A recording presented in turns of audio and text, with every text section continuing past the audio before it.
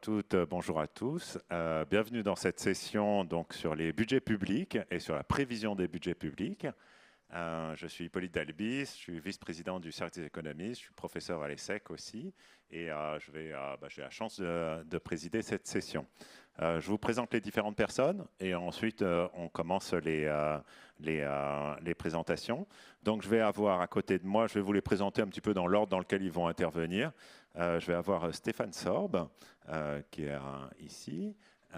Donc, qui lui est un haut fonctionnaire qui travaille à la direction du Trésor, qui est une des directions principales du ministère des Finances et qui est notamment en charge des prévisions de finances publiques.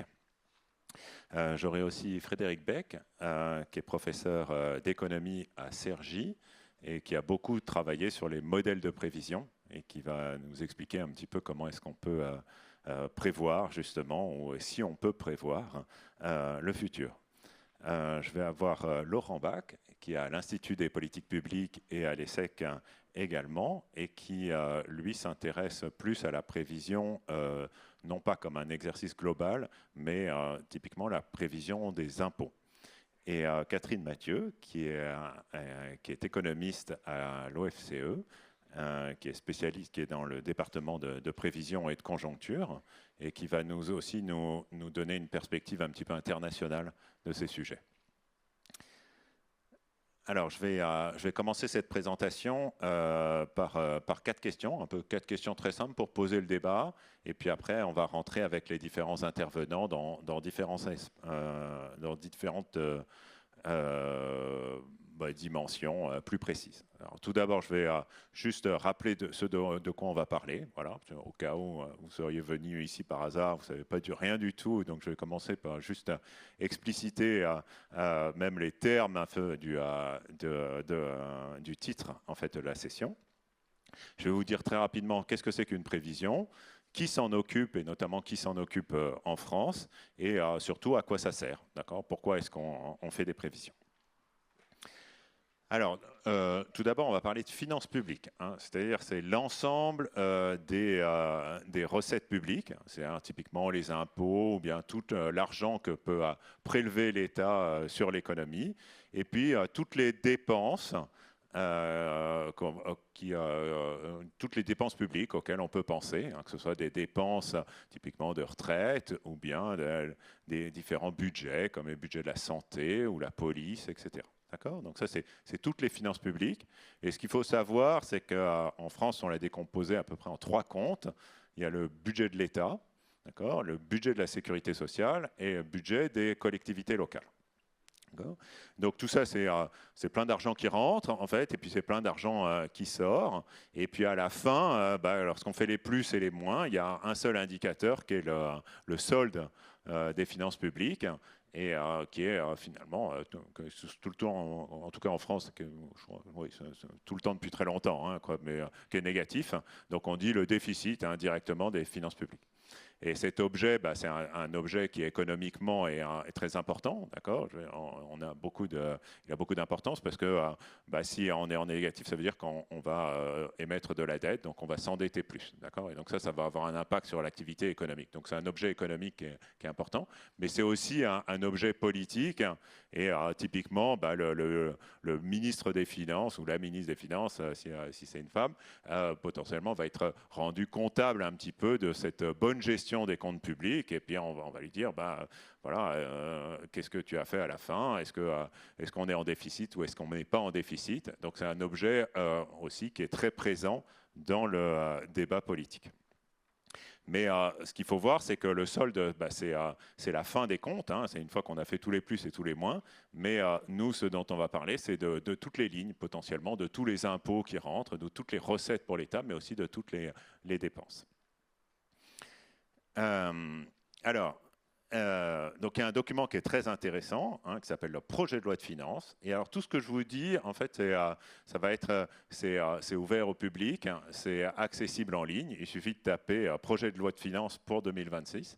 Et alors là, je vous ai donné la couverture. Il y a une jolie Marianne, etc. Et ça, c'est un projet qui a été déposé au Parlement et dont on discute beaucoup dans les médias en ce moment. Donc il y en a un qui est qui est pour l'État, c'est celui que je vous ai présenté, mais il y en a un autre qui est pour la sécurité sociale, et c'est le fameux PLFSS, le projet de loi financement de la sécurité sociale, qui est discuté depuis 2 jours au Parlement, et puis qui génère tellement de tensions. D'accord ? Et alors, dans ce document, donc là, c'est le projet de loi finance pour l'année prochaine, pour 2026. On discute actuellement des recettes et puis des dépenses publiques en fait pour l'année prochaine. Et dans ce document, on va faire une prévision, c'est une anticipation de toutes ces recettes et de toutes ces dépenses. D'accord ? Et ça, c'est un document qui est transmis au Parlement et qui est discuté. Alors, typiquement, il y a plein de tableaux. C'est hyper intéressant. Lisez-le, téléchargez-le. Je vois qu'il y a des étudiants, etc. C'est vraiment bien fait. Et il y a des tas de tableaux. Il ne faut pas forcément s'affoler de la quantité de chiffres, mais ce qui est important, c'est que toute cette information est transparente. D'accord ? Elle a été produite par une administration et elle est discutée au Parlement. C'est un objet démocratique qui est très important. Et là, vous voyez la première ligne. Alors, dans le vrai, il y en a beaucoup plus de lignes, mais là, c'est presque un espèce de résumé. Mais le premier, vous voyez, c'est le solde État, donc ce fameux déficit. Et alors, ce document le prévoit, vous voyez, pour PLF 2026, il prévoit à moins 124,4, alors c'est des milliards, donc on prévoit moins 124 milliards, en fait, sur le solde des finances publiques, c'est-à-dire un déficit à 124 milliards. D'accord ? Et puis, vous avez les dépenses. Alors, il y a pour un peu plus de 525 milliards de dépenses. Et puis, vous avez aussi des recettes. Alors, on le fait, cette prévision, pour l'an prochain, mais on peut le faire aussi pour les années à venir. Et là, il y a un autre document qui est aussi téléchargeable en ligne, etc., qui s'appelle le plan budgétaire et structurel à moyen terme. Donc là, le terme est un peu, c'est un peu long, mais l'administration va aussi faire des prévisions en fait de finances publiques, de solde de finances publiques, mais sur plusieurs années à venir. Et là, c'est pour les années 2025-2029. Et ça, c'est un document qui a été mis en ligne en mars ou en avril de chaque année et qui est aussi consultable. Et vous avez des tableaux de chiffres comme ça que l'on peut voir. C'est un petit peu l'engagement que l'État français a en termes de finances publiques. Et si je reprends la ligne solde public, vous voyez, pour 2025, on était à 5,4, moins 5,4. Alors là, c'est exprimé en points de PIB, de PIB. Donc, on est en déficit. Puis, on se disait que pour 2026, on serait à 4,6 et puis pour 2027, à 4,1% de déficit. Vous voyez, c'est une trajectoire qui était plutôt à la diminution du déficit, quoi. Et on devait passer en dessous des 3%, on doit passer selon ce plan, en dessous des 3% en 2029. Et le 3%, c'était le fameux critère de Maastricht. Voilà. Donc, d'accord ? Donc, c'est de ça qu'on parle. Alors, juste très rapidement, qu'est-ce que c'est qu'une prévision ? Alors, c'est le seul truc que j'ai mis en rouge parce que c'est hyper important. Le premier truc, c'est qu'on ne connaît pas le futur. D'accord ? C'est impossible. Et ce n'est pas parce qu'on est économiste, ce n'est pas parce qu'on est à l'administration, ce n'est pas parce qu'on est intelligent qu'on a une capacité de connaître le futur. Donc, en aucun cas, il y a quelqu'un qui peut savoir ce qui va se passer dans le futur.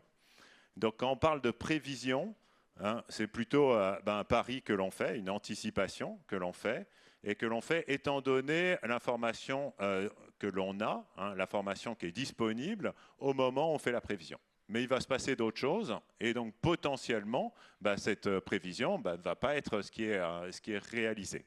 D'accord ? Donc, on a cette prévision, et puis on a a posteriori ce qui s'est passé, c'est-à-dire qu'il y avait le déficit qui était prévu, puis le déficit qu'on a constaté, et puis la différence entre les deux, c'est ce qu'on appelle l'écart de prévision. Et les prévisionnistes aiment bien qu'on dise l'écart de prévision, ils n'aiment pas du tout quand on dise l'erreur de prévision, parce que ça fait comme si c'était trompé. Et donc c'est pour ça que j'ai mis écart aussi en rouge. D'accord ? Et à partir de là, il y a 2 types d'exercices. Alors vous pouvez prévoir ce qui est récurrent. Donc typiquement la TVA, donc l'impôt sur la consommation.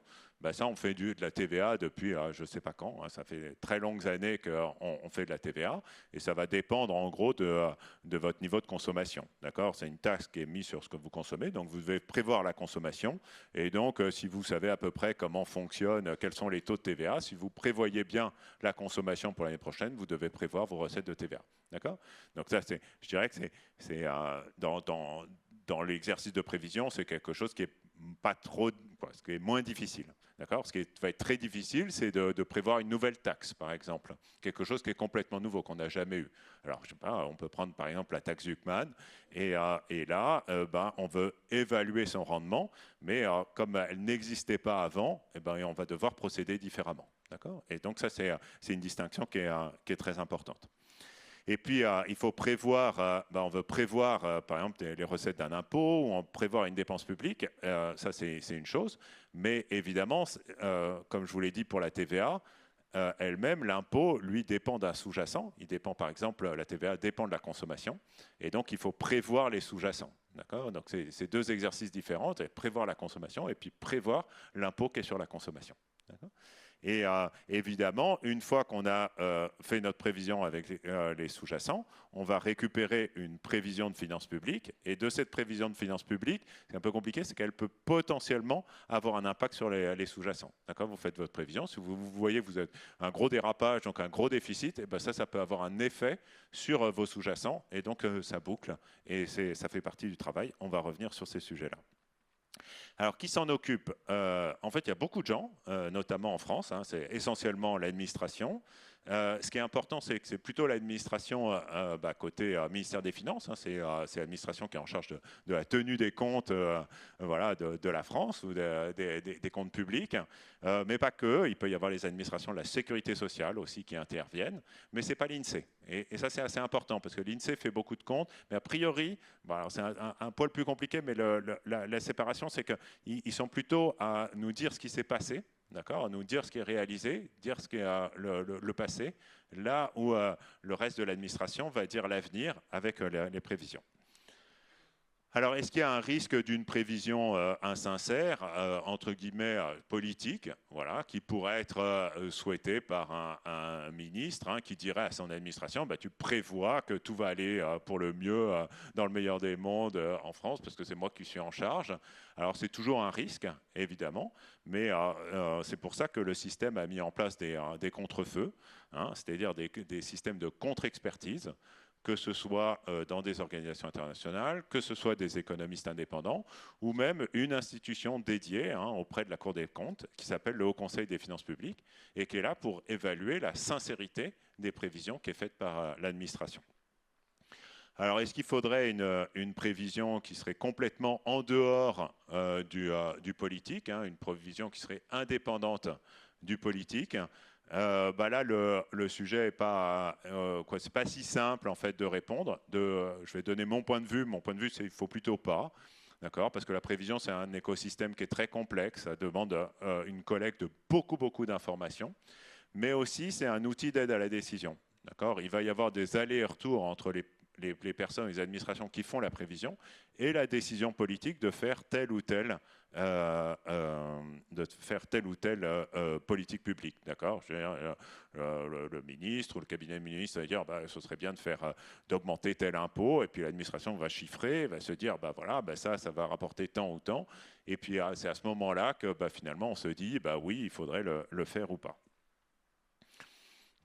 Et dernière question avant de passer la parole à nos invités. Il y a une question qui est très importante, c'est à quoi ça sert? Pourquoi est-ce qu'on fait ça? Alors, premièrement, c'est une information du Parlement. D'accord? Je vous ai montré, c'est des documents qui sont transmis, c'est des documents légaux, c'est une obligation légale. On transmet ça au Parlement, et le Parlement, on le voit en ce moment, peut discuter ou pas du budget. Et il a besoin d'un chiffrage pour discuter du budget. Donc c'est très important, et c'est très important que ce soit bien fait, que ce soit sincère, parce que c'est le gage d'une qualité d'un débat démocratique et puis d'un débat ouvert. Ce qui ne veut pas dire après que les différentes forces ou les différentes composantes du politique vont être d'accord ou pas d'accord, mais c'est important d'essayer de se mettre d'accord sur un chiffrage.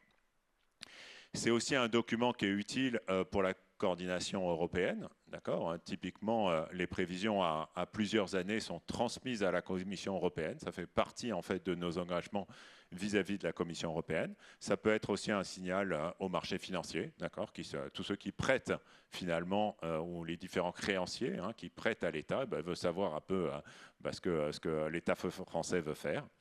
Et puis, de façon, je dirais, tout aussi importante et même parfois plus importante, c'est un outil de compréhension de votre économie et de votre système de finances publiques. D'accord ? Être capable de bien prévoir un impôt, c'est aussi le comprendre. Et c'est très important en fait que l'administration qui est en charge de prélever des impôts vous le comprenne bien, d'accord, pour voir quels sont ses effets. Être capable de le prévoir, c'est aussi être capable de prévoir ses effets et ses effets sur l'économie, sur les gens, etc. Et donc ça, c'est crucial. Voilà, donc je vais passer tout de suite la parole à Stéphane Sorbe, qui va nous dire comment est-ce qu'on fait concrètement. Merci Hippolyte, bonjour à toutes et à tous.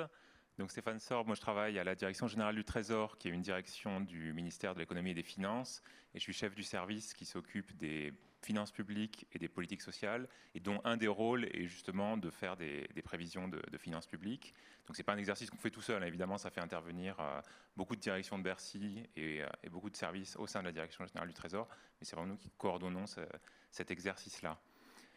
Et donc moi je vais vous parler d'abord de façon très schématique de la manière dont on fait ces prévisions, voilà quels sont les grands enjeux, et puis après parler des incertitudes autour de ces prévisions, comment on peut en parler, comment on peut les mesurer.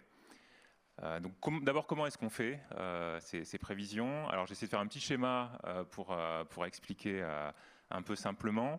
Le point de départ d'une prévision de finances publiques, c'est d'abord d'avoir un scénario macroéconomique, c'est-à-dire un scénario sur l'évolution du PIB, l'inflation, la consommation des ménages, le marché du travail, donc l'emploi, le taux de chômage, les exportations, les importations. Voilà, un scénario macroéconomique d'ensemble. Donc on a tout un service qui s'occupe de faire ça, qui fait des prévisions de comment l'économie va évoluer cette année, l'année prochaine.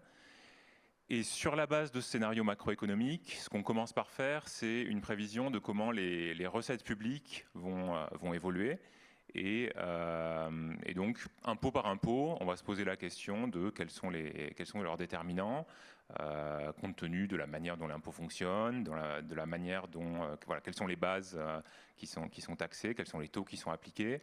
Pour vous donner un exemple sur l'impôt sur le revenu, par exemple, pour faire une prévision de recettes d'impôt sur le revenu, donc combien l'État va percevoir, il faut savoir quels ont été vos revenus alors l'année dernière et cette année, parce qu'en fait avec le système de prélèvement à la source, en fait on paye une partie des impôts pendant l'année, et puis après on paye le solde sur la base des impôts de l'année précédente. Et donc il faut savoir vos revenus du travail, donc les salaires qui ont été perçus, les revenus du capital. Il faut savoir quel taux est appliqué à ces revenus, sachant que le taux dépend du niveau de revenu. Donc voilà, on a un certain nombre de maquettes, de modèles qui permettent impôt par impôt de faire ça. Sur la base des hypothèses macroéconomiques qui sont utilisées. Donc par exemple, si on fait l'hypothèse que le marché du travail va bien, qu'il y a beaucoup d'emplois qui sont créés, que les salaires sont dynamiques, ça va faire plus de revenus pour les ménages et donc ils vont payer plus d'impôts sur le revenu à la fin. Donc voilà, la première étape, c'est ça, c'est de dire recette par recette quel est le niveau qu'on peut prévoir. De même sur certaines dépenses, par exemple les dépenses de retraite, il y a un certain nombre de règles, les règles d'indexation par exemple qui dépendent de l'inflation, donc il faut une prévision d'inflation pour pouvoir dire de combien les retraites vont être indexées. Donc ça c'est un premier bloc, et après il y a un deuxième bloc qui est moins automatique, moins spontané, et qui dépend vraiment de choix de politique publique. Et ça c'est le cas de beaucoup de dépenses publiques. En fait il n'y a pas de déterminant macroéconomique. Par exemple si vous regardez les crédits du ministère de la Défense ou les crédits du ministère de la Culture, il n'y a pas de déterminant économique, c'est un choix politique. Voilà, c'est le Parlement qui vote les crédits qui sont autorisés pour tel ou tel ministère. Donc là-dessus, on fait des hypothèses. On se base sur le budget une fois qu'il est voté, évidemment. Et puis, on contribue à préparer le budget en préparation en amont de son vote. Donc cette partie discrétionnaire, c'est à la fois le niveau de certaines dépenses publiques et puis les choix qui sont faits sur les impôts, de les augmenter, de les baisser. Donc l'effet de, voilà, des hausses de taux de certaines impositions, de création de nouveaux impôts, etc.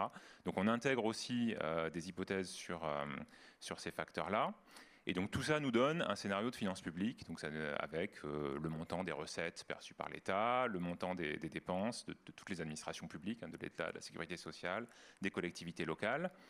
On a ce scénario-là.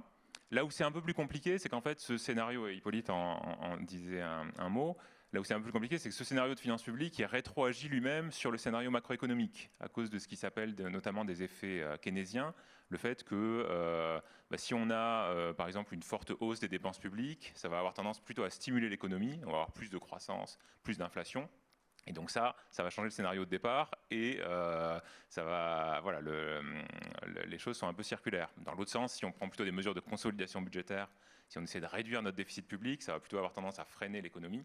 Et donc là aussi, il faut en tenir compte. Donc en fait, il faut un peu des allers-retours entre le scénario macroéconomique et le scénario de finances publiques pour arriver à quelque chose de cohérent. Donc ça nécessite d'un travail entre plusieurs équipes. Pour vous donner une idée, c'est un exercice assez large juste au sein de la direction du Trésor. Il y a à peu près 70 personnes au total qui vont travailler sur à la fois le scénario macroéconomique et de finances publiques, en collaboration avec d'autres directions aussi pour avoir des informations complémentaires. Donc voilà, c'est vraiment un gros exercice. Il est complété aussi en cours d'année par les informations comptables qu'on peut obtenir, c'est-à-dire les rentrées mois par mois, par exemple. On sait combien d'argent rentre dans les caisses et combien d'argent est dépensé. Et donc plus l'année avance, plus on peut affiner les prévisions en fonction de ce qui est effectivement perçu et ce qui est effectivement dépensé. Et il y a un peu deux grands types d'exercices. Il y a des exercices qui sont vraiment préparatoires, un peu internes à l'administration, dont le but est justement de préparer le budget. Et donc ça va être quelques mois avant la préparation avant le moment où le gouvernement dépose le budget au Parlement, ça va être de dire où est-ce qu'on en est des compteurs à date, quel est le déficit là en l'état actuel des politiques. Et donc on va avoir ces échanges-là. Donc l'administration va présenter au ministre l'état des compteurs et en disant, alors quand on est dans une période où on essaie de réduire le déficit, en général on va dire là on n'y est pas tout à fait, donc il va falloir prendre des mesures d'économie supplémentaires si vous voulez atteindre la cible que vous êtes fixée. Et donc après, il y a tout un travail pendant les mois qui suivent pour essayer de trouver des mesures et puis, in fine, présenter un budget qui respecte les cibles visées. Donc il y a ce type d'exercice qui est purement interne, vraiment de construction du budget. Et puis après, il y a l'exercice du budget lui-même qui est déposé au Parlement avec un scénario macroéconomique et un scénario de finances publiques qui sont cohérents entre eux. Et puis il y a une dernière chose qui tient plus de l'objectif, par exemple sur des scénarios de moyen terme, quand on dit, comme Hippolyte le montrait, qu'on vise de ramener le déficit public sous les 3% en 2029, c'est pas ce qui se passe si on fait rien. C'est un objectif qui nécessite de prendre des mesures dans cette année et les années qui viennent pour arriver à atteindre cet objectif-là. Donc c'est pas du tout c'est à la fois une prévision et un objectif. Donc ça, c'est un peu la manière dont on construit ces prévisions. Après, je voulais vous montrer rapidement 3 graphiques pour parler plus des incertitudes autour des prévisions, qui sont très très larges. Ce premier graphique, c'est pour montrer que la croissance des recettes des administrations publiques, elle peut s'écarter de ce qu'on peut attendre compte tenu de la croissance de l'activité. Donc l'activité, c'est le PIB, l'activité économique. Donc sur ce graphique-là, vous avez en rouge la croissance spontanée des prélèvements. Donc c'est en fait la manière dont les recettes augmentent, les recettes fiscales augmentent, en éliminant l'effet des mesures nouvelles, pour dire voilà, c'est hors hausse et baisse d'impôts, voilà comment les recettes croissent. Et en bleu, vous avez la croissance du PIB. Et donc on voit que c'est assez corrélé quand même. Donc quand l'activité économique progresse, en général, les recettes économiques progressent. Mais ce qu'on voit, c'est qu'il y a aussi des écarts. Et par exemple, en 2021, en 2022, on a plutôt eu une croissance plus dynamique des recettes que du PIB. Et on a plutôt eu des bonnes surprises. Donc on était des surprises favorables sur les recettes. Et en 2023-2024, on a plutôt l'inverse. On a plutôt eu des mauvaises surprises sur les recettes, une sorte de contre-coup en partie de ce qui s'est passé en 2021-2022, qui était en partie anticipé, mais qui a été plus prononcé que ce qu'on anticipait. Et donc voilà, ça montre. Alors, c'est un schéma très très agrégé. On fait les prévisions vraiment impôt par impôt, mais au niveau agrégé, ça montre qu'on peut avoir ce genre de surprise à la fois à la hausse comme à la baisse. Le deuxième graphique que je voulais vous montrer, C'est pour essayer d'illustrer si les prévisions ont un biais ou pas, et avec l'idée que voilà, il y a toujours des écarts entre la prévision et la réalité, hein, comme le disait Hippolyte aussi, c'est inhérent à l'exercice de prévision. Mais ce qu'on veut essayer d'éviter en tant que prévisionniste, c'est de se tromper systématiquement dans le même sens, parce que ça montrerait qu'en fait, on n'intègre pas bien ce qui se passe, qu'on a un biais. Et donc ce que je vous montre là, c'est un graphique du Haut Conseil des finances publiques qui regarde depuis 2004 les écarts entre la prévision du gouvernement qui est sous-jacente au budget et le réalisé. Et donc vous voyez qu'il y a des barres positives et des barres négatives, ça veut dire qu'il y a des erreurs dans un sens et des erreurs dans l'autre. Et quand on regarde un peu en moyenne sur longue période, en fait, il n'y a pas vraiment de biais, c'est-à-dire que la moyenne des écarts est à peu près nulle. Donc c'est plutôt rassurant sur le fait qu'il n'y a pas de biais dans la prévision. Après, ça ne veut pas dire qu'il n'y a pas d'erreur ou d'écart année après année. Et après, le dernier graphique que je voulais vous montrer, c'est un graphique qui c'est une nouveauté de cette année. En fait, on a essayé de renforcer l'information autour des incertitudes de prévision. Et donc, c'est un graphique qui montre l'incertitude de prévision autour du déficit qui est dans le budget pour 2026, tel qu'il a été déposé au Parlement le mois dernier, là, qui est en train d'être discuté. Donc, vous voyez qu'on prévoit pour 2025 un déficit de 5,4%. Après 5,8% de déficit en 2024. Donc on est sur une trajectoire de réduction progressive du déficit. Et vous voyez qu'en 2026, on prévoit un déficit de 4,7%. Donc on poursuit cette réduction du déficit. Mais ce qu'on voit aussi, c'est que la fourchette d'incertitude, donc c'est un graphique en éventail qui montre les intervalles de confiance autour de la prévision, on voit que l'incertitude est large. À la fois encore sur 2025, alors que l'année est quand même assez avancée, et encore plus sur 2026. Et ce qu'on essaie de capter là, c'est l'incertitude de prévision elle-même, c'est-à-dire est-ce qu'on arrive bien à prévoir l'évolution spontanée des recettes et des dépenses. Ce n'est pas l'incertitude politique autour des mesures, c'est-à-dire c'est en faisant l'hypothèse que le budget tel qu'il a été présenté et adopté, voilà l'incertitude autour du déficit qui en résulte. Après, si dans les débats parlementaires, par exemple, certaines mesures d'économie ne sont pas votées, et que ça nous décale la cible de déficit, par exemple, de 4,7%, on garderait la même incertitude autour de cette nouvelle cible. Et c'est un peu là-dessus que je voulais finir, c'est le fait que alors ces prévisions-là, c'est très important pour éclairer le débat, et voilà, on fait les prévisions du mieux qu'on peut. À la fin, ce qui est encore plus important, c'est les choix politiques qui sont faits et donc les mesures qui sont prises pour réduire le déficit ou pas. C'est-à-dire que ce n'est pas les prévisions en elles-mêmes qui permettent de réduire le déficit, c'est vraiment les mesures d'économie qui peuvent être prises pour réduire le déficit. Et voilà, c'est ça qui est un message important à retenir aussi. Et juste pour conclure, si vous voulez aller plus loin sur ces sujets-là, un peu de pub pour certains documents à la fois qu'on a produits dans le ministère et d'autres. Un document de travail de la Direction générale du Trésor qui revient sur la manière dont on construit les prévisions de finances publiques, donc de manière beaucoup plus détaillée que ce que j'ai pu faire là. Une publication Trésor Eco, qui est aussi de la direction, qui revient sur les prévisions de 2023 et 2024, pour essayer d'expliquer voilà, les écarts entre la prévision qu'on avait faite initialement et ce qui s'est réalisé, en essayant de revenir un peu impôt par impôt sur les grands écarts. Et puis le dernier papier que je voulais citer, c'était sur une étude du Haut Conseil des finances publiques, donc cette institution indépendante qui analyse les prévisions du gouvernement, qui a fait ce retour sur les prévisions du gouvernement sur les 20 dernières années. C'est de cette publication-là qui est extraite le graphique que je vous ai montré. Voilà, je m'arrête là, merci beaucoup. Ok, merci. Non, c'est plutôt l'autre que je veux, en fait. Ouais, voilà, merci. Donc, je passe maintenant la parole à Frédéric Beck, qui va nous expliquer comment voilà, on traite ces prévisions, comment on fait une prévision. Bien, bonjour à toutes et à tous, tout d'abord. Donc, je suis professeur de sciences économiques à l'université de Cergy-Paris et j'ai également été membre du Haut Conseil des finances publiques entre 2019 et 2023. Donc pendant une période assez agitée en ce qui concerne le suivi des finances publiques. Donc moi, je vais concentrer ma participation aujourd'hui sur un sujet qui, bien sûr, peut sembler technique, mais qui est fondamental pour le bon fonctionnement de nos finances publiques. C'est l'évaluation du réalisme des prévisions macroéconomiques. Donc c'est le premier bloc du premier graphique de Stéphane, le bloc en vert. C'est le point de départ des prévisions de finances publiques, c'est la situation macroéconomique, donc croissance, inflation, etc. Et donc, comme c'est indiqué, comme vous pouvez le voir sur la diapositive, en France, c'est ce mandat, l'évaluation du réalisme des prévisions proposées par le gouvernement, est un mandat qui a été confié au Conseil des finances publiques, qui a été créé assez récemment finalement, puisque sa création date de 2012, suite au traité sur la stabilité, la coordination et la gouvernance de l'Union européenne. Alors, ce qui est important, c'est que l'objectif est très simple. Enfin, simple. Oui, la formulation est simple, mais à la fois, c'est un objectif crucial. C'est évaluer la crédibilité, la plausibilité ou la sincérité, enfin, il y a beaucoup de termes pour ça, des prévisions économiques, plutôt macroéconomiques, proposées par le gouvernement dans l'élaboration de son projet de loi de finances.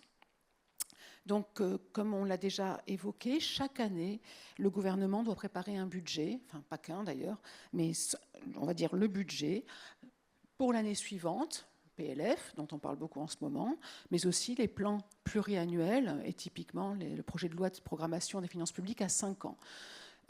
J'insiste sur la différence entre projet annuel et pluriannuel, parce que comme on l'a déjà un petit peu abordé, la prévision est d'autant plus difficile à faire que l'horizon de prévision est lointain.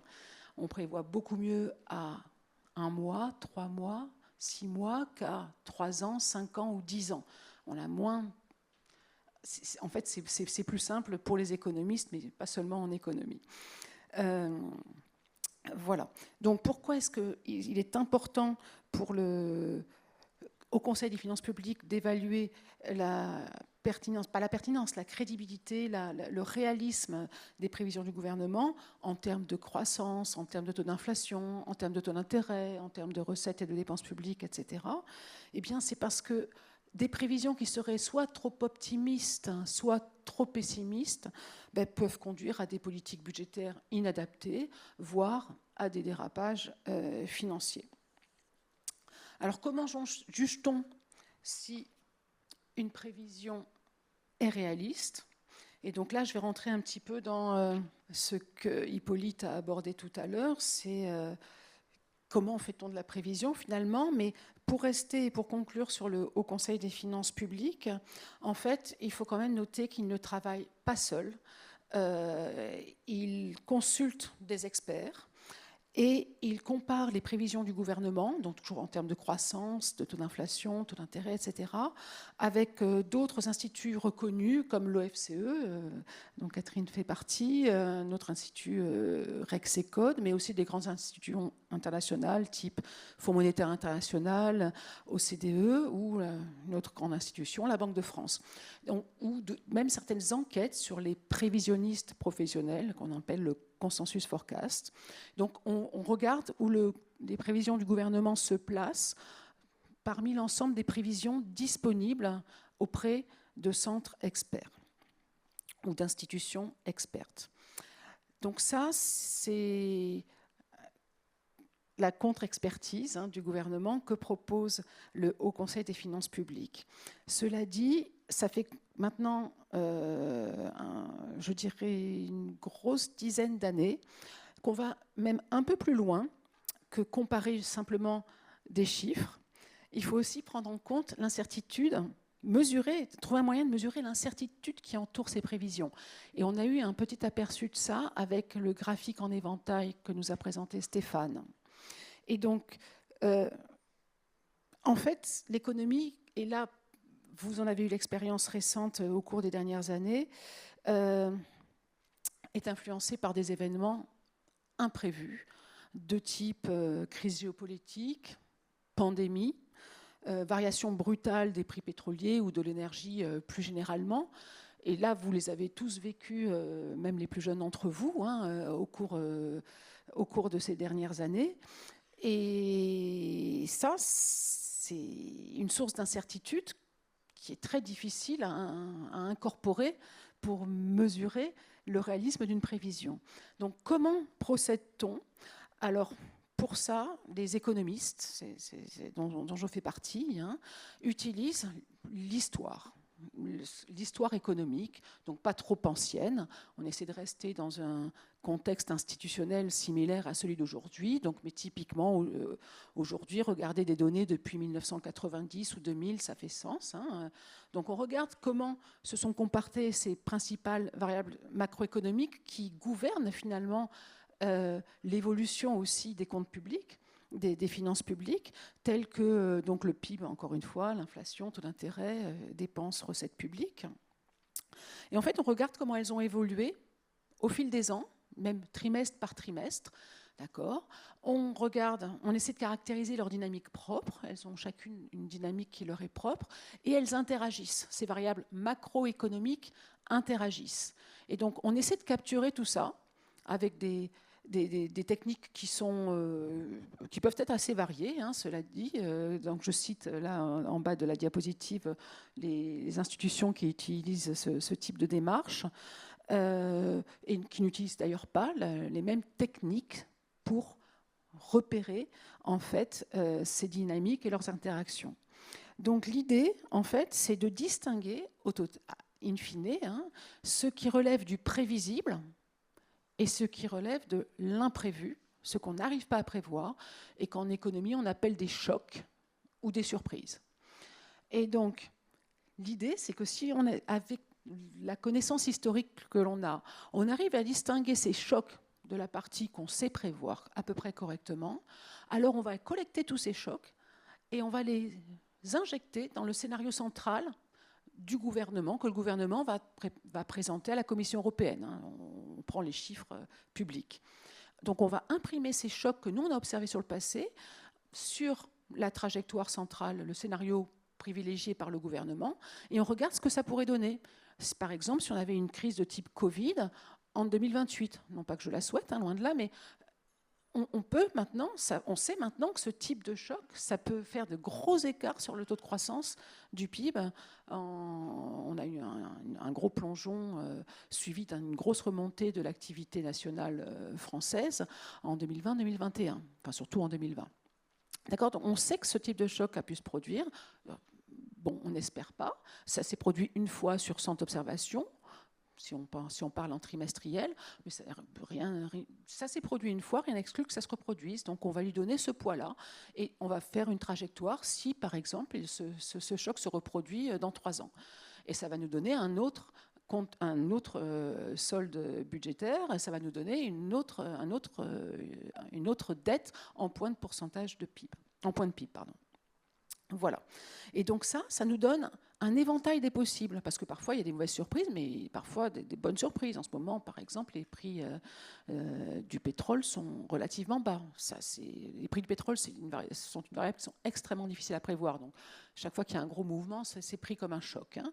Voilà. Donc il y a des bonnes et des mauvaises surprises. Donc ça va nous donner, en injectant ces différents chocs, ça va nous donner un éventail des possibles, en fait, sur les trajectoires futures, sur les trajectoires prévues, un éventail des possibles, à la hausse comme à la baisse. Et c'est comme ça qu'on calcule ces fameux graphiques en éventail, comme celui que vous a montré Stéphane tout à l'heure, et comme ceux que je vais maintenant vous montrer.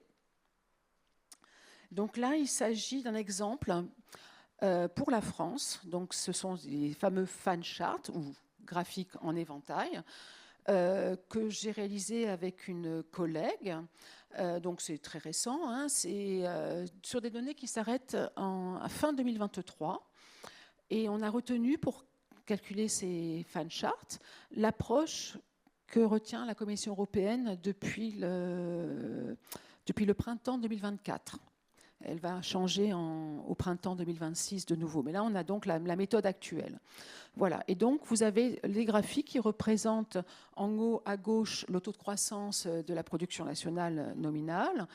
En haut à droite, c'est un taux d'intérêt nominal à 3 mois. En bas à gauche, c'est le solde primaire, donc le fameux déficit public en nominal.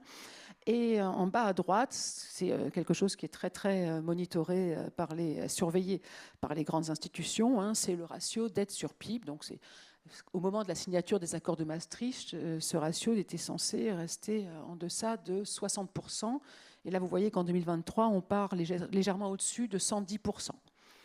OK ?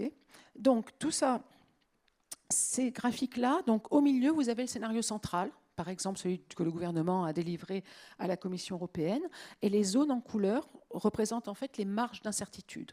Et donc plus on s'éloigne du scénario central, plus on a les scénarios où les chocs ont vraiment fait partir loin, soit à la hausse, soit à la baisse, le scénario qui était prévu. D'accord ? Donc finalement, plus vous êtes loin du milieu, moins c'est probable. Mais ce n'est pas complètement invraisemblable. Donc, ce qu'on remarque, surtout ici, je pense que c'est dans le graphique en bas à droite, j'espère que vous le voyez bien, c'est que pour la dette, comme vous l'a montré tout à l'heure Stéphane, mais pour le ratio dette sur PIB, en fait, les marges d'incertitude s'accroissent quand l'horizon du temps s'allonge, l'horizon de prévision s'allonge, pour la simple raison que les erreurs et les chocs, pas les erreurs, les chocs, les surprises s'accumulent année après année. Et la dette, c'est un stock, ça accumule les flux de déficit public ou de surplus budgétaire, hein, selon les années.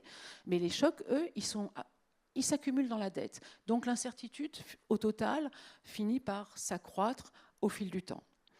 Et donc pour conclure, en fait, je vous donne un autre exemple d'une nouvelle règle européenne qui a été adoptée en juin 2024, si je ne me trompe pas. Et donc ça, c'est pareil, c'est les calculs de l'incertitude qui permettent en fait, de répondre à la Commission européenne lorsqu'elle vous demande, voilà, est-ce que vous allez satisfaire cette règle ?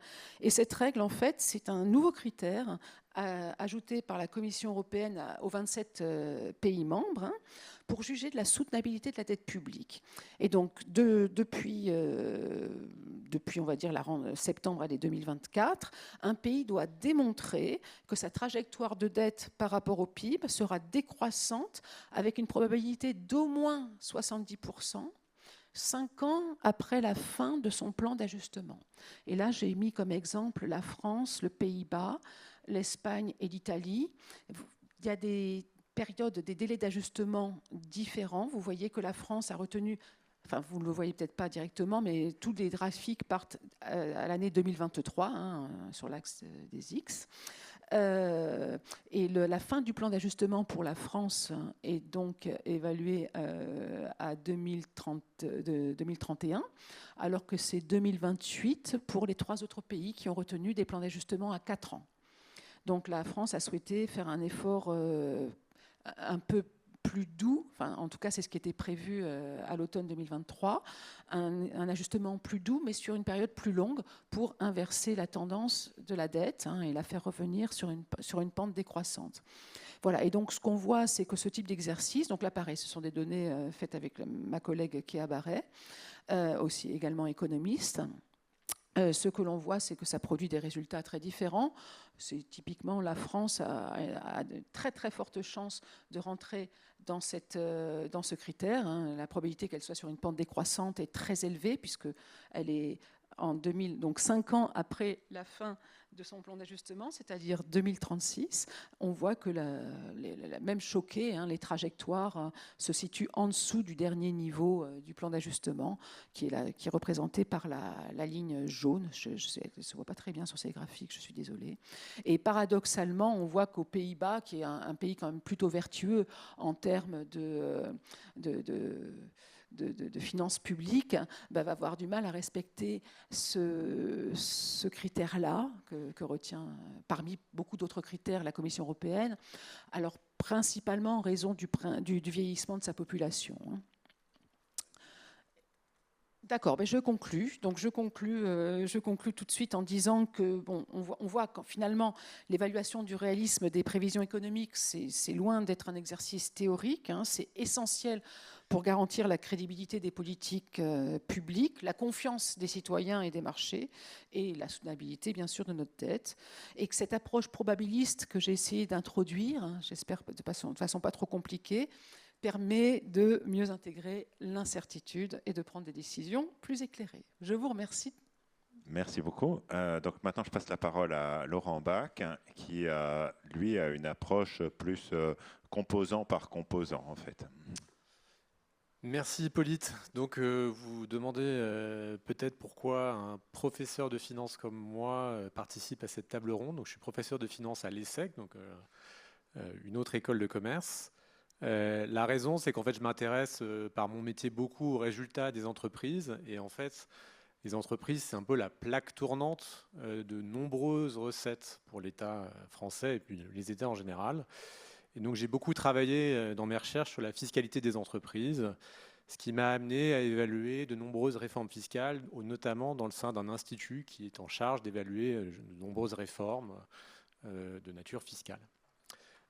Donc ça m'amène tout de suite à parler directement des prévisions de prélèvements obligatoires, parce que c'est l'élément en fait qui contribue le plus à la difficulté de prévoir le déficit public.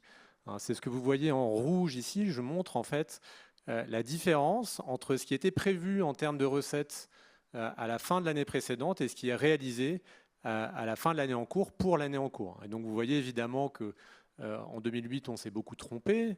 C'était principalement en fait de la crise. En 2020 pareil, mais il y a aussi des années où on prévoit mal en fait le niveau de prélèvement obligatoire, même alors qu'on prévoit plutôt bien, la prévision macroéconomique s'est plutôt bien débrouillée, où on peut dire qu'il n'y a pas eu trop de chocs négatifs sur l'économie. Donc c'est ce que vous voyez en bleu.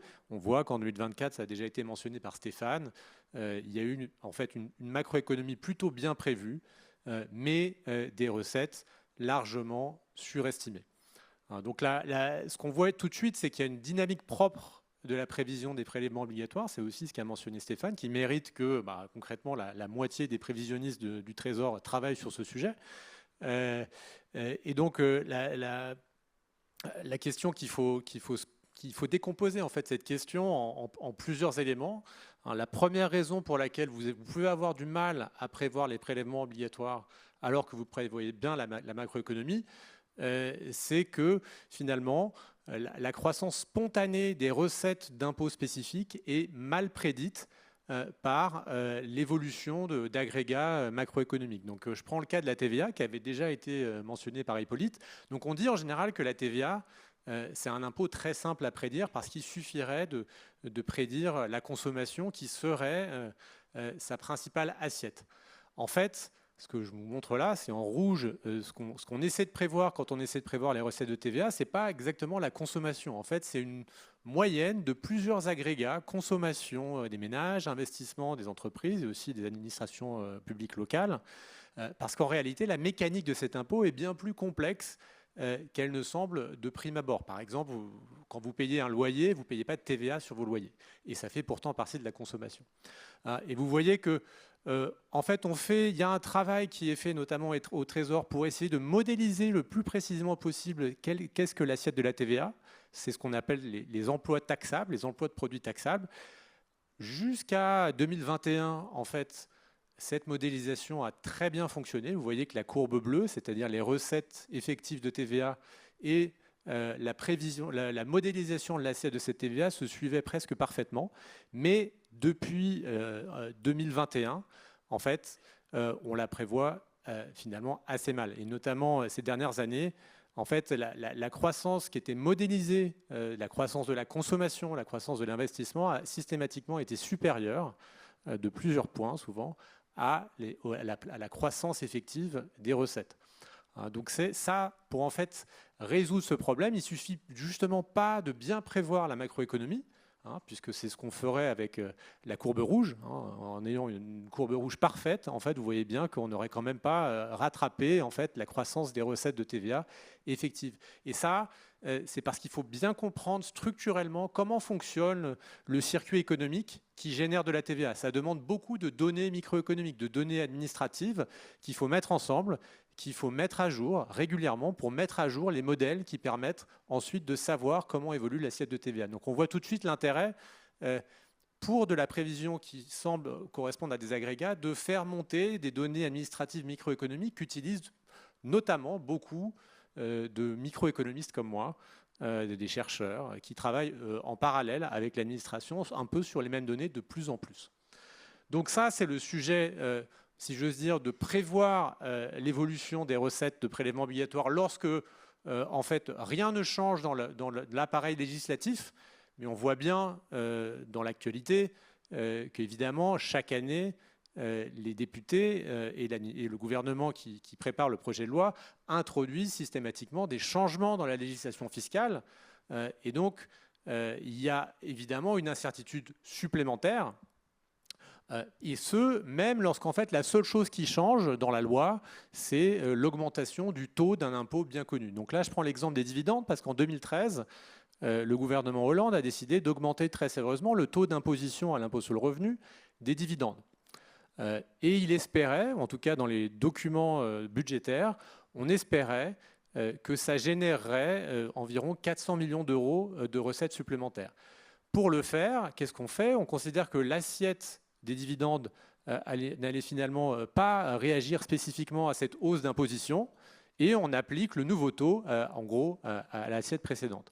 Mais ce qu'on voit là, et ça c'est un peu ce que font les microéconomètres maintenant de manière routinière, c'est essayer de regarder l'effet causal de l'augmentation d'imposition des dividendes sur les dividendes qui sont effectivement distribués par les entreprises. Et ce que vous voyez en rouge, c'est les entreprises qui subissent de fait l'imposition des dividendes supplémentaires, et en bleu, les entreprises qui ne la subissent pas. Et on voit qu'en fait, clairement, la hausse de l'imposition a eu un effet très négatif sur la distribution de dividendes.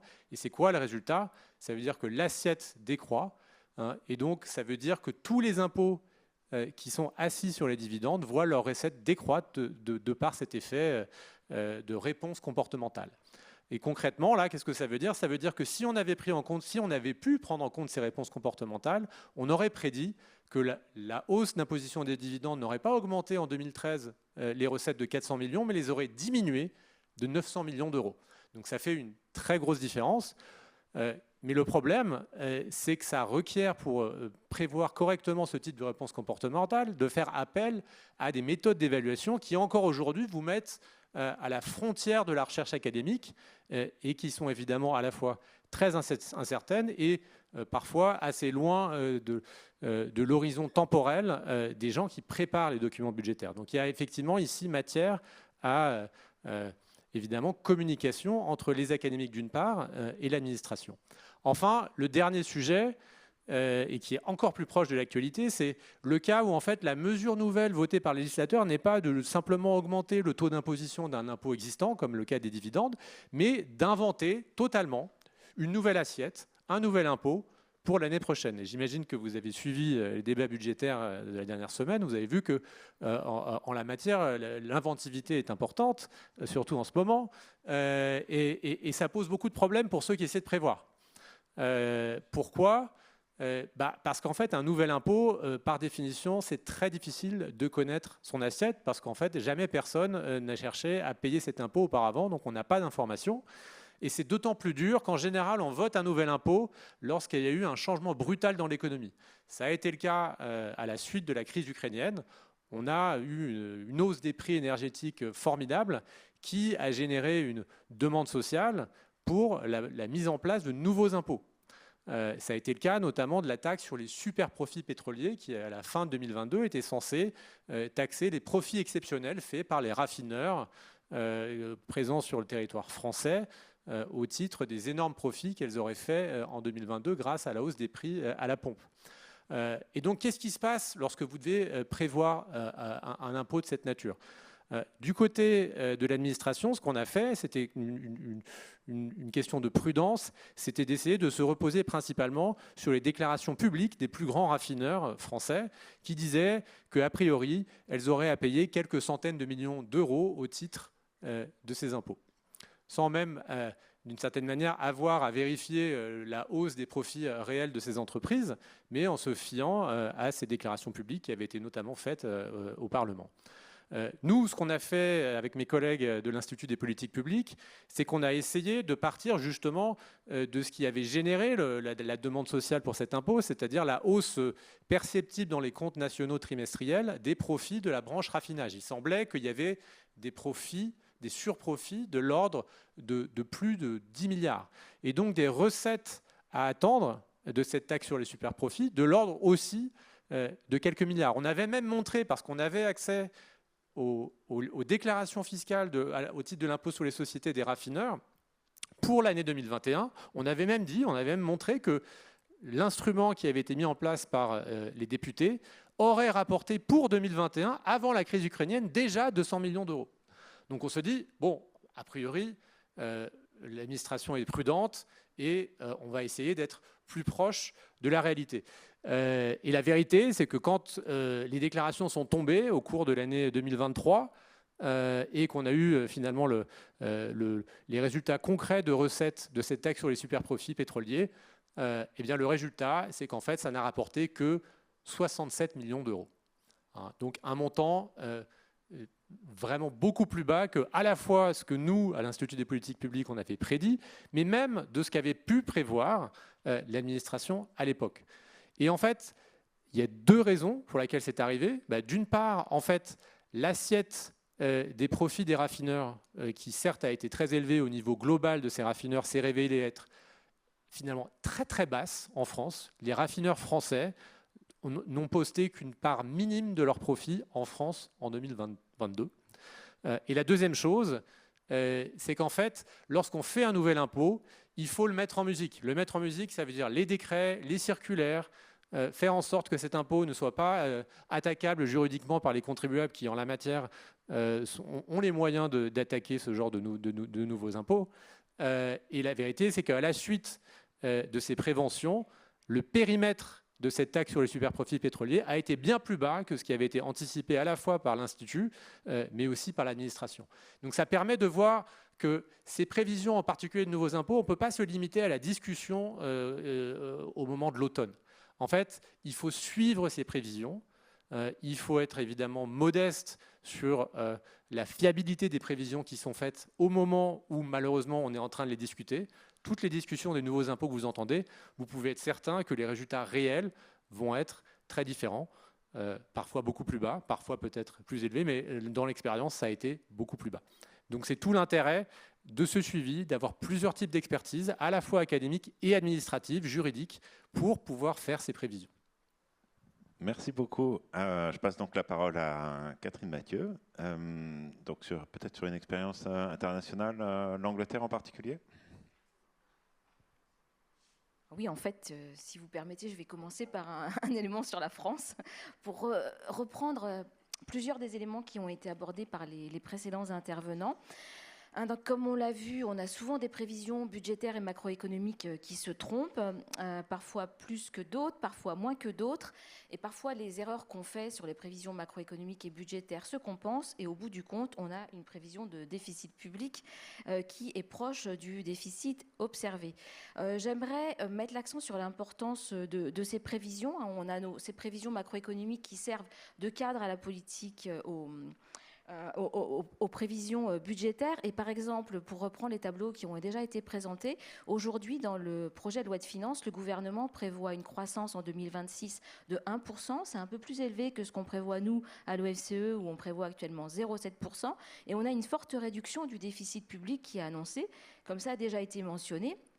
Et si on prolonge cette réduction des déficits à l'horizon de 2029, eh bien on voit qu'il faut faire un très fort ajustement budgétaire pour arriver à réduire les déficits comme on s'y engageait auprès de la Commission européenne, à moins de 3% du PIB en 2029, et à stabiliser la dette publique, voire à commencer à la faire réduire à partir de 2029. Et qu'est-ce que ça veut dire derrière? C'est qu'il y a un fort ajustement structurel, c'est-à-dire du moins dans le projet actuel, il y aurait une forte baisse des dépenses publiques hors charge d'intérêt rapportées au produit intérieur brut. Vous voyez dans le tableau qu'on passerait de 54,6% du produit intérieur brut cette année à 51,8% du PIB seulement en 2029, et qu'on aurait une baisse aussi des prélèvements obligatoires. Donc au total, les prélèvements obligatoires qui représentaient en 2025 43,6% du PIB représenteraient une hausse des prélèvements obligatoires représenterait 44,6% du PIB en 2029. Donc un fort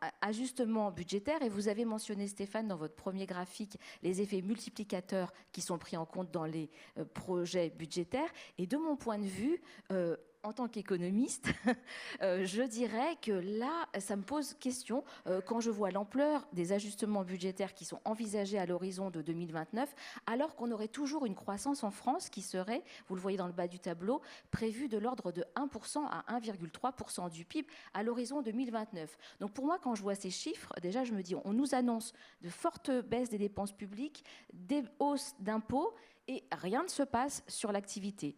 Ça me pose une grande question en termes de l'effet, ce qu'on appelle en tant qu'économiste les effets multiplicateurs que vous avez mentionnés plus tôt dans votre exposé, des politiques budgétaires. On a l'impression que rien ne se passe et qu'on s'engage donc à ajuster beaucoup nos déficits et notre dette publique sans qu'il y ait aucun impact macroéconomique. Et on voit bien qu'aujourd'hui, dans tout le débat budgétaire qui a lieu au niveau du Parlement, les débats sont nombreux. Entre d'un côté, on va dire du côté de la droite de l'hémicycle, les députés qui sont en faveur de maintenir des baisses, d'éviter des baisses d'impôts, d'éviter certaines baisses de dépenses, mais pas les baisses de dépenses sociales. Et du côté de la gauche de l'hémicycle, davantage de pousser pour avoir des hausses d'impôts, et en particulier d'impôts sur les plus riches, les contribuables les plus riches et les entreprises. Donc derrière, en fait, ces tableaux de chiffres dont on parle depuis le début de la présentation, il y a vraiment des enjeux politiques importants qui sont là,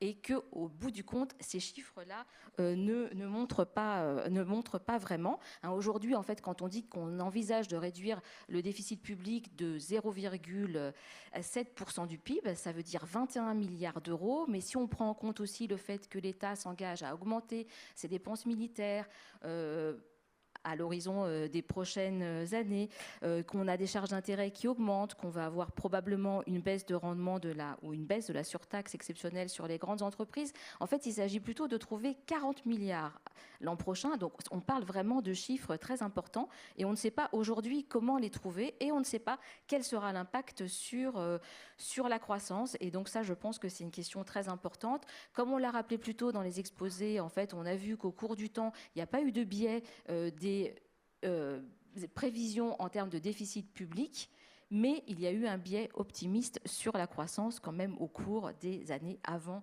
la crise 2019.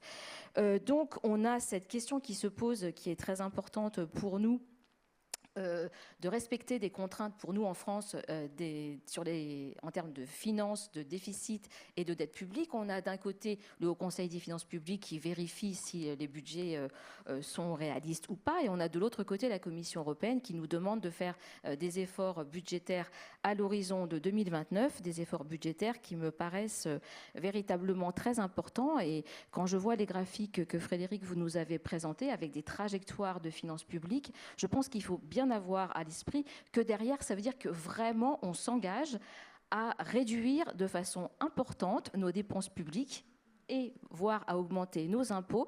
Et vraiment, comment va-t-on faire cela aujourd'hui, alors qu'on a beaucoup de questions qui se posent en Europe en matière de défense? On a besoin de dépenser plus, en matière de modèle social européen, de transition écologique. Et est-ce qu'aujourd'hui, au cœur de nos réflexions, on devrait vraiment se poser la question de la baisse de la dette publique, de la crédibilité de la trajectoire de la dette publique, alors qu'on est dans une situation où on n'a pas d'inflation, on n'a pas de déficit extérieur au niveau de la zone et on n'a aucune coordination qui se met en place au niveau européen pour essayer d'élargir les politiques qu'on pourrait mener de façon plus coordonnée au niveau européen. Et par exemple, quand on parle d'imposition sur les plus riches ou les grandes entreprises, on pourrait imaginer des impôts qui se mettraient en place au niveau européen, qui pourraient changer la donne sur un certain nombre d'éléments. Alors c'était ce que je souhaitais dire en première réaction sur la question française. Et si je vais maintenant sur le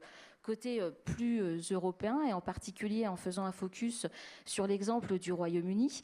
Alors au Royaume-Uni, on a eu au début des années 2010 la création d'un office indépendant, l'Office for Budget Responsibility, qui a été créé pour effectuer à la fois les prévisions budgétaires et assurer l'évaluation ex post des réalisation par rapport aux prévisions.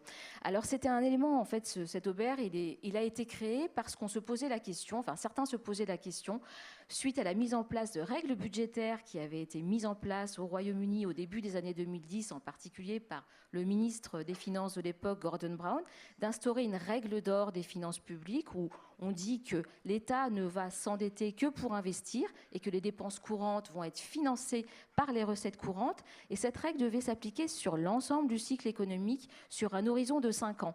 Et cet horizon de 5 ans posait la question, comment vous mesurez votre cycle économique? Quelle est la croissance potentielle que vous avez pour mesurer votre cycle économique?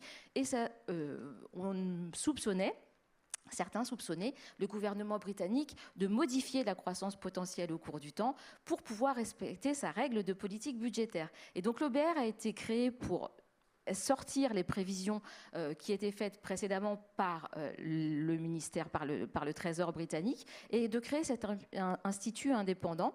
Et vous pouvez voir, là j'ai présenté le calendrier de préparation du budget qui est en cours au Royaume-Uni. Le budget va être présenté le 26 novembre prochain, et il y a des rounds, des moments de discussion entre l'OBR qui prépare d'abord les scénarios macroéconomiques avant intégration des budgets, des mesures budgétaires que souhaite prendre le gouvernement britannique.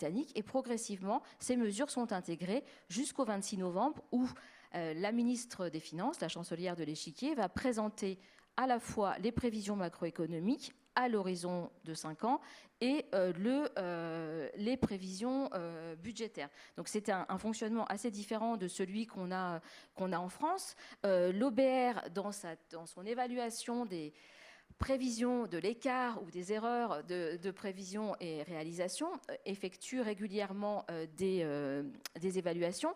Et là, vous pouvez voir sur ce graphique, en vert, les prévisions qui étaient faites en 2019, donc avant la pandémie de Covid-19, en noir, la situation où on était au printemps dernier, et entre la prévision réalisée en mars 2022, en bleu, et en orange, la prévision réalisée par l'OBR en mars 2023. Et vous voyez, avec cet exemple, que en 2019, la trajectoire de croissance qu'on prévoyait, le premier graphique en haut à gauche, c'est la trajectoire de croissance du PIB, est bien supérieure à ce qui s'est passé depuis. On a eu, ça a déjà été mentionné, et vous le savez très bien, effectivement, la pandémie de Covid-19 qui a provoqué une forte chute de l'activité, puis l'invasion russe en Ukraine qui a conduit à une forte hausse des prix de l'énergie. Et donc, on a eu 2 chocs en peu de temps, très négatif sur la croissance de nos économies, en France comme au Royaume-Uni, comme dans la plupart des économies industrialisées d'ailleurs. Sur le deuxième graphique, vous voyez en bas à gauche de cette diapositive le PIB nominal, et vous voyez que le choc a été important aussi sur le PIB nominal, mais comme on a eu une accélération de l'inflation, on a aujourd'hui un PIB nominal qui est plus élevé que ce qu'on prévoyait en 2019. À droite, en haut, la variation du solde public avec une forte hausse du solde public rapporté au produit intérieur brut depuis 2019. Et en bas, à droite, le ratio de dette publique rapporté au produit intérieur brut qui est aussi beaucoup plus élevé que ce qu'on prévoyait il y a 5 ans. Donc tout ça, ces 2 chocs qu'on a eus de façon très, très rapprochée nous incitent à être très prudents sur ce qu'on peut effectivement prévoir en tant qu'économiste. On ne peut pas prévoir certains chocs tels que les pandémies, tels que les invasions de pays, mais au bout du compte, ça a un impact important sur nos prévisions de dette et de déficit public. Et aujourd'hui, au Royaume-Uni, on a des débats qui sont très proches en termes budgétaires de ce qu'on a en débat en France. Il n'y a pas les contraintes des règles budgétaires européennes, mais les Britanniques se sont fixés des règles budgétaires avec une règle dite de stabilité, où les dépenses courantes doivent être financées par les recettes courantes. Donc en fait, seul l'investissement peut être financé par l'endettement public. Ça, c'est la première règle dite de stabilité. Et la deuxième règle, la règle d'investissement, qui est que la dette du secteur public, nette des actifs financiers, doit baisser rapporté au PIB. Tout ça à l'horizon de 3 ans. Donc on se fixe un objectif de moyen terme pour respecter ces règles-là. Et la règle d'or, c'est vraiment une bonne règle de gestion des finances publiques où on permet à l'État de s'endetter pour investir pour les générations futures. Ce qui se passe aujourd'hui au Royaume-Uni, c'est qu'on a très probablement, ces 2 règles ne vont pas être respectées parce qu'elles étaient déjà envisagées, vous voyez, au printemps 2025, ce qu'envisageait à ce moment-là l'OBR, c'était que les 2 règles seraient tout juste respectées à l'horizon 2027-2028. Mais comme vous pouvez le voir sur le dernier graphique en bas à droite sur cette diapositive, on a eu en fait un solde public qui s'est davantage dégradé au cours des derniers mois que ce qui était prévu. Donc ce sont les bâtonnets en bleu sur le graphique. La prévision, c'était le pointillé en noir. Donc on est aujourd'hui dans une situation où on a accumulé un déficit plus élevé que ce qui était prévu au cours, dans le cadre du précédent budget. Et aujourd'hui, il y a un grand débat au Royaume-Uni, c'est comment faire pour réduire les déficits publics qui sont à peu près du même ordre que ceux qu'on a en France rapportés au PIB, et la dette publique est un peu plus faible, mais pas très différente non plus. Et donc, est-ce qu'on va mettre en place des mesures de hausse de recettes ou de baisse de dépenses? Il y a au Royaume-Uni une majorité claire au Parlement pour un parti, qui est le Parti travailliste, mais le Parti travailliste s'est déjà divisé au cours des derniers mois sur le type de mesures qu'il fallait envisager pour réduire les déficits. La chancelière a dû revenir sur un certain nombre de mesures qu'elle avait envisagées pour réduire des prestations, pour permettre aux retraités de se chauffer, pour réduire des prestations handicapées. Et aujourd'hui, on s'engage vers un grand débat sur est-ce qu'il faut augmenter l'impôt sur le revenu et comment, est-ce qu'il faut augmenter les cotisations sociales salariées et comment. Donc derrière tous ces chiffres, pour conclure, le plus important, c'est que derrière, il y a des décisions de politique économique qui sont prises et qui vont avoir un impact sur les ménages, sur les entreprises, sur l'ensemble de l'économie. Merci. Ok, merci. Merci à tous pour l'attention. On sait que c'est un domaine assez technique, mais en même temps, c'est un domaine très politique. Et moi, je le vois en fait aux questions qui me sont arrivées. J'ai eu une pluie de questions. Donc, on va essayer de tout répondre. Et je vais vous les donner les uns après les autres, un peu comme ça. Mais je trouve que c'est important de tout répondre. Il y a des questions qui sont vraiment sur la question de la prévision. Comment on prévoit, il y a des questions sur les chocs, etc. Et puis il y a plein de questions de politique publique, est-ce qu'il faudrait faire ci ou est-ce qu'il faudrait faire ça? Et alors ce n'est pas directement de la prévision, mais en fait ça l'est. Parce que lorsqu'on fait des prévisions, lorsqu'on analyse, on essaye de prévoir l'impact d'une mesure, de fait, on formule la décision, d'accord? Dire si l'impôt Zuckman, ça va rien rapporter ou bien ça va rapporter beaucoup, c'est pas pareil, d'accord? Et ça peut emporter la décision, d'accord? Donc c'est pour ça que je vais quand même poser les questions qui sont un peu, un peu en dehors de l'exercice pur de prévision. Et ce que on va essayer de faire, parce qu'il nous reste une petite quinzaine de minutes, c'est de répondre à tout. Et donc, je vais vous demander de répondre assez vite. D'accord? Alors, la première question, alors, je les lis telles que je les reçois. La TVA sociale finançant la baisse des cotisations salariales permettrait-elle un compromis pour le budget 2026? Alors, est-ce qu'il y a quelqu'un qui s'en sent? Alors, c'est toi qui t'étais un peu engagé sur la TVA. Donc, engagé, dessus, oui, c'est vrai que je suis l'expert de la TVA à cette table. Alors, le problème de la TVA sociale, c'est ce qu'on appellerait le bouclage, parce qu'en fait, quand on augmente la TVA, en fait, on espère qu'en augmentant la TVA, on va baisser les cotisations et donc augmenter le pouvoir d'achat des salariés. Le problème, c'est qu'en augmentant la TVA, vous augmentez le prix de la plupart des biens à consommer qui sont consommés quand même principalement par les salariés. Et donc les salaires réels n'ont pas forcément augmenté du feu de Dieu.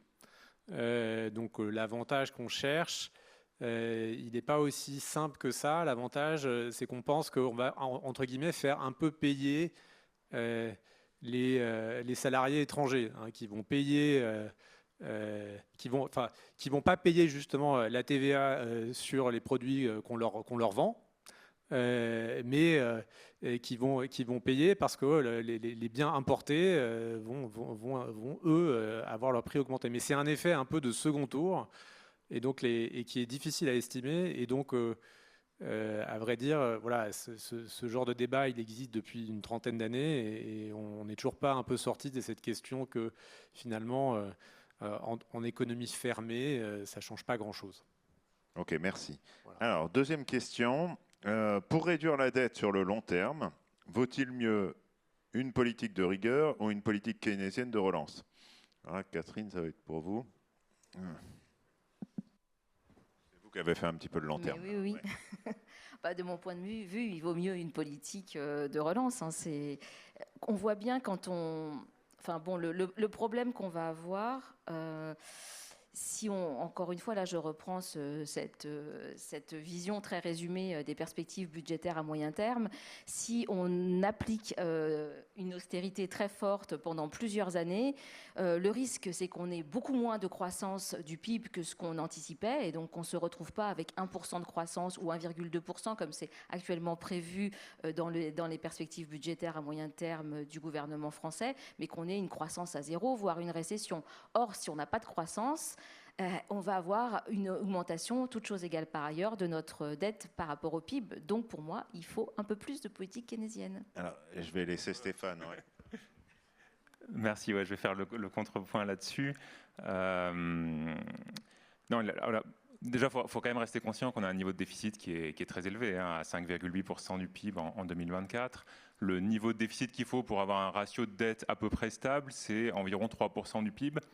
Donc en fait, tant qu'on a un déficit qui est supérieur à 3% du PIB, ce qui correspond aux règles européennes, ça veut dire que notre ratio de dette augmente chaque année.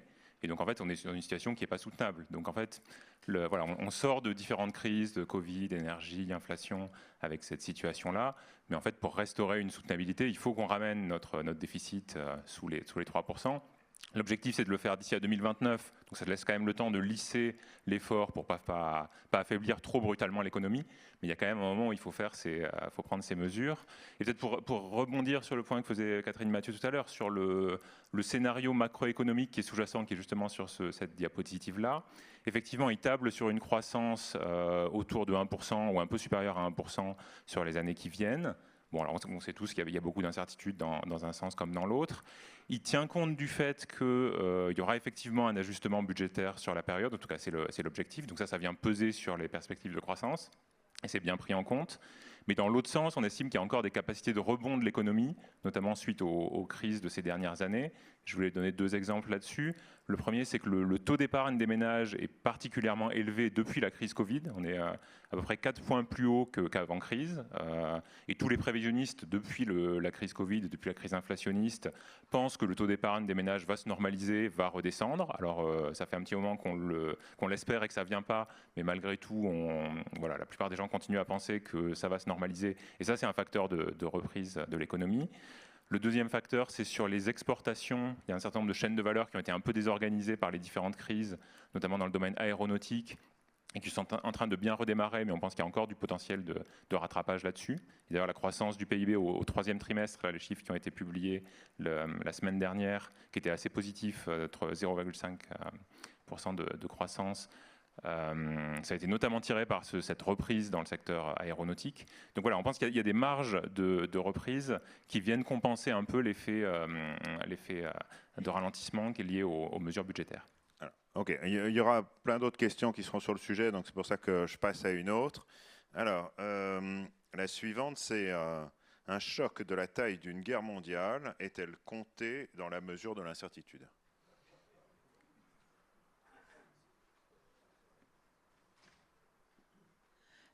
Non. Non. On ne remonte pas. En fait, en tout cas pour l'économie française, la comptabilité nationale et les comptes trimestriels ont véritablement été développés après la Seconde Guerre mondiale.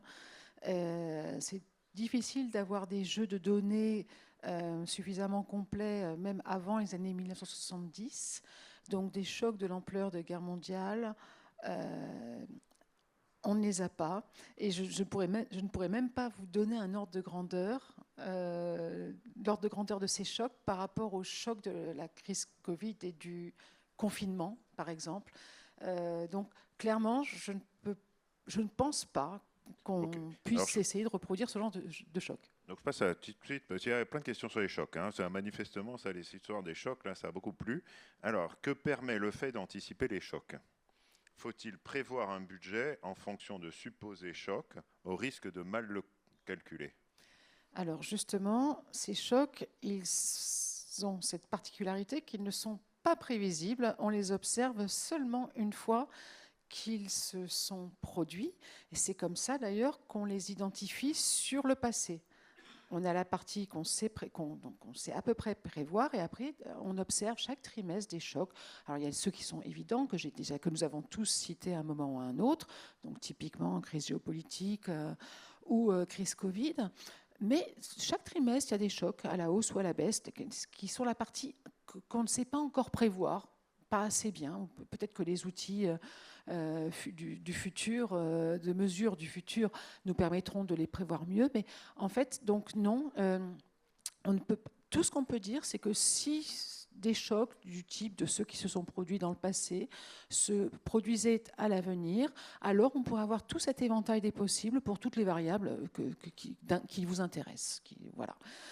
C'est la limite de ce que l'on peut faire aujourd'hui, de façon raisonnable. Alors, et là j'ai une question qui vient de l'étranger même. Pourquoi des fancharts avec une incertitude gaussienne autour des prévisions et pas des scénarios évolution modérée, scénario pessimiste, scénario positif, en mettant en lumière les facteurs qui peuvent mener au scénario négatif plutôt qu'au modéré ou au positif? Alors, c'est parce que je me suis concentrée sur la mesure de l'incertitude. Les scénarios, ou ce qu'on appelle parfois dans les institutions internationales les stress scénarios, les scénarios stress, sont faits par la composante déterministe de l'analyse de la soutenabilité de la dette. Donc, même le gouvernement se prête au jeu.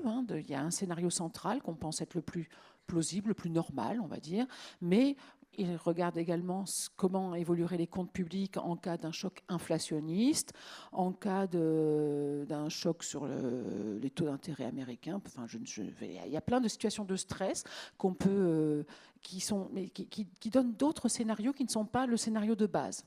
Donc ça fait partie de ce qu'on appelle la composante déterministe de l'analyse de la soutenabilité de la dette. Moi, ces fancharts se concentrent sur la partie stochastique. Je ne sais pas si ça répond à la question. Ça va. Si je peux juste dire un mot très vite là-dessus, parce qu'on a, on a ces nouveaux graphiques, ces nouveaux fancharts, aussi dans les documents budgétaires et notamment dans le rapport économique, social et financier, qui est si vous voulez aller voir dans les documents budgétaires, c'est vraiment un des documents c'est celui qui raconte les prévisions à la fois macroéconomiques et de finances publiques. C'est un document qui est annexé au projet de loi de finances. Et en fait, dans ce document-là, donc on présente ce type de graphique, mais il y a aussi une analyse un peu qualitative des risques. Donc il y a aussi l'histoire des principaux risques qui est racontée dedans. Donc c'est une approche à la fois quantitative avec ces graphiques, mais aussi qualitative où on raconte l'histoire. J'ai oublié un point de la question qui était sur les fancharts gaussiens. Et donc, non, mais je vais aller très vite, mais pour dire que c'est quasiment plus d'actualité, que la Commission européenne, depuis le printemps 2024, n'adopte plus cette stratégie-là. À la BCE, à la Banque centrale européenne, ce n'est plus le cas. La Banque de France est en train de monter sa propre analyse. Ce n'est pas dans les distributions gaussiennes. Donc pour notre auditeur étranger, le gaussien n'existe presque plus. Voilà. Donc pour tous les lycéens là, qui en maths voient les courbes gaussiennes, finalement, on peut leur dire que ça ne sert à rien, c'est ça, ou plus tard. Alors, qu'est-ce que j'avais d'autre? Pourquoi présente-t-on toujours le déficit public en pourcentage du PIB alors que, je finis pas, c'est présenté comme ça, mais c'est présenté aussi d'autres façons. D'accord ? Tous les documents permettent d'avoir tous les ratios que l'on veut. Et là, je pense que justement, les prévisionnistes, l'administration, mais ou les instituts de prévision permettent de recalculer ça. C'est vrai que c'est une convention de parler comme ça parce qu'on a l'habitude, mais c'est pas une façon de biaiser le débat. Alors, les erreurs récentes sur l'évolution du budget... Peut-être juste en complément, c'est surtout que ça permet de faire des comparaisons entre pays. Parce que quand on parle aujourd'hui d'un déficit, par exemple, qui pourrait être de 5,4% du produit intérieur brut en France, on sait qu'on a un critère à respecter de Maastricht qui est de 3% du produit intérieur brut. Et ensuite, on peut comparer tous les déficits des différents pays. Chaque déficit en euros ou en monnaie nationale, rapporté à la production intérieure brute du pays, nous permet d'avoir des ordres de grandeur comparables. Alors, les erreurs récentes sur l'évolution du budget sont-elles de nature politique ? Alors non, il y a effectivement, il y a eu, on en a un peu parlé en 2023, en 2024, des surprises négatives sur le budget, notamment sur l'évolution des recettes publiques. C'est la conjonction d'un certain nombre de facteurs qui se sont tous cumulés en fait. On a notamment l'inflation qui s'est réduite plus rapidement que prévu. Alors ça c'était plutôt une bonne nouvelle d'un point de vue économique, mais ça veut dire qu'en fait un certain nombre de recettes qui dépendent assez directement de l'inflation, elles ont freiné. Par exemple les recettes de taxes sur la valeur ajoutée ont ralenti, alors que dans le même temps les dépenses, alors à moyen long terme, moins il y a d'inflation, moins il y a de dépenses, mais l'effet est moins immédiat. Certaines prestations sociales ou les retraites sont indexées sur l'inflation de l'année précédente, par exemple. Donc ça, c'est un premier facteur qui a nui aux prévisions. Le deuxième, c'est que la croissance du PIB s'est effectivement bien tenue sur cette période-là, mais la composition de cette croissance a été assez différente de ce qui était anticipé. Il y a notamment eu plus d'exportations, moins de consommation des ménages. Et moins de consommation des ménages, en fait, ça veut dire moins de recettes de TVA. Et donc, en fait, à croissance donnée, on a eu moins de recettes que ce qu'on aurait pu espérer.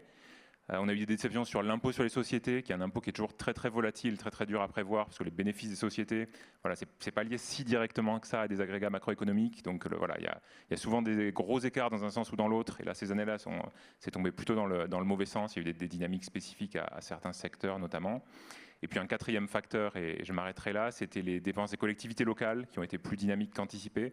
Là aussi, c'est assez dur à prévoir parce qu'autant les dépenses de l'État et de la sécurité sociale sont bien définies dans un budget et donc en fait on peut les suivre assez directement. Les collectivités locales, ça dépend d'énormément de décisions au niveau local, de toutes les communes, les départements, les régions.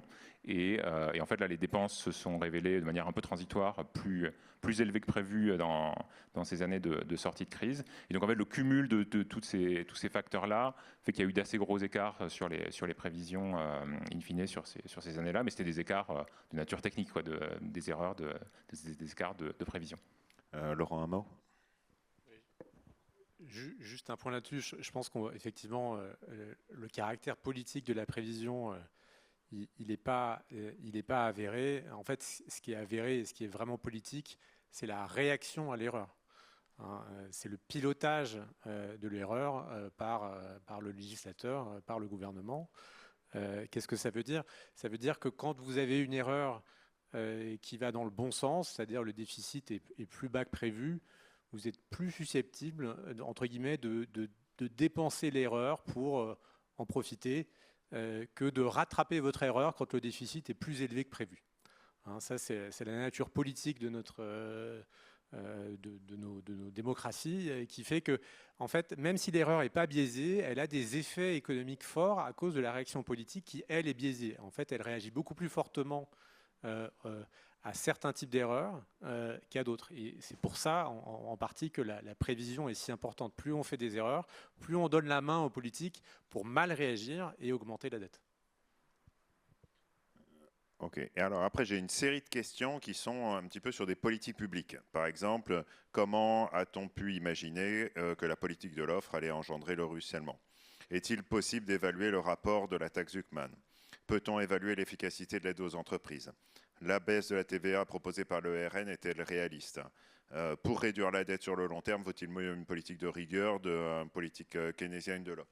Ouais, j'ai toute une série de questions comme ça, et ce qu'on va faire pendant les quelques minutes qui nous restent, je vais demander à chaque intervenant un petit peu d'essayer de réagir, non pas à chacune des questions spécifiquement, mais de voir comment est-ce que l'analyse des prévisions peut aider à éclairer le débat public ou à répondre à ces questions. Qui veut commencer ? Stéphane. Je peux commencer. Alors, c'est plein de bonnes questions et c'est plein de sujets très intéressants, mais qui mériteraient presque... Mais très franchement, c'est 2 minutes sur les 4, donc ça fait 30 secondes chaque. Oui, je vais être très très bref. Mais c'est plein de questions qui mériteraient chacune une session à part entière. Non, ce que je voulais dire, c'est que en fait, sur chacune de ces questions, il faudrait se poser la question de quel est l'effet. Il faut analyser l'effet de ces mesures-là, à la fois sur les finances publiques, sur l'économie de manière plus générale, sur la croissance, les effets redistributifs, est-ce que c'est les ménages plus aisés, moins aisés qui en bénéficient, dans le contexte économique français aujourd'hui. Donc en fait, à chaque fois, il faut une étude un peu détaillée de tout ça. Et après, il y a peu de mesures qui cochent toutes les cases, c'est-à-dire qui sont bonnes pour l'activité, qui sont bonnes pour la transition écologique, pour les finances publiques, pour la redistribution. Et donc après, il y a quand même un arbitrage à faire entre différents objectifs. Et c'est un peu ça le jeu démocratique, quoi. C'est essayer c'est à ça que sert la représentation nationale aussi, c'est faire ces arbitrages entre différents objectifs de politique publique et choisir les mesures, le cocktail de mesures qui va à la fin avoir trouver le meilleur équilibre entre ces différents objectifs de politique publique. Alors Catherine, aussi un mot un petit peu sur, sur l'objet de la prévision et puis comment est-ce qu'on éclaire le débat public.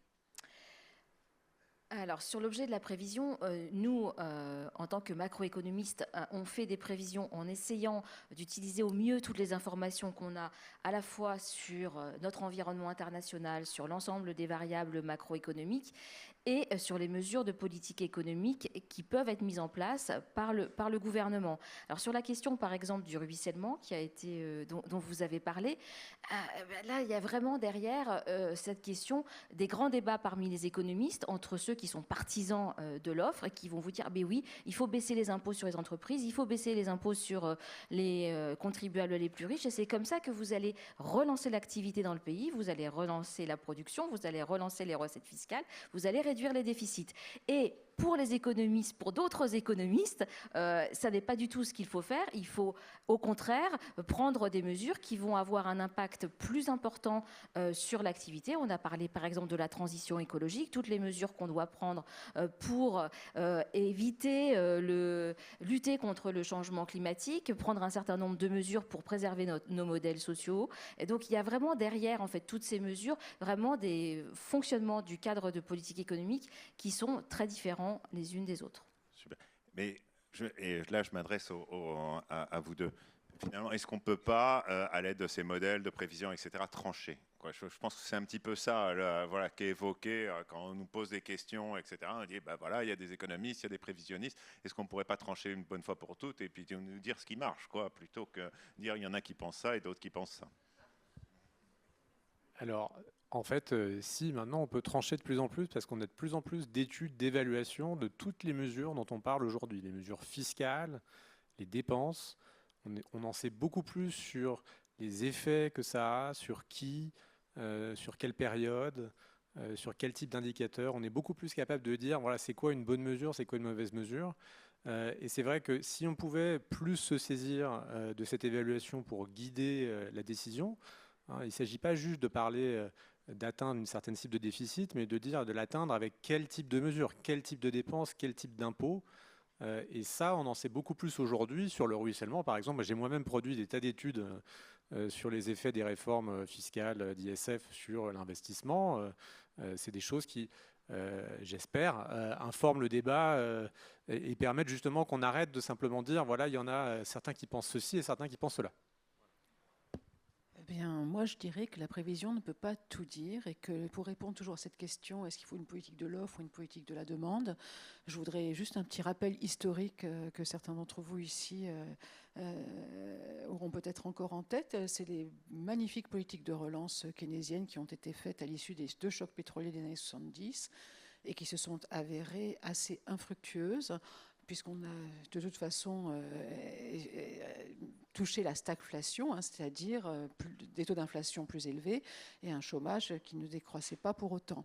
Et là, je pense que ce n'était pas un problème de prévision, c'est un problème de diagnostic conjoncturel. Est-ce qu'aujourd'hui, le problème, c'est l'offre qui n'est pas suffisamment profitable, ou est-ce que c'est la demande qui est trop atone? Et en fonction de ce diagnostic-là, on peut décider si c'est plutôt une politique d'offre ou plutôt une politique de demande, ou quelle combinaison des deux sera la plus appropriée pour aller mieux. Ok, donc il me reste juste à remercier en fait les membres du panel. Vous remercier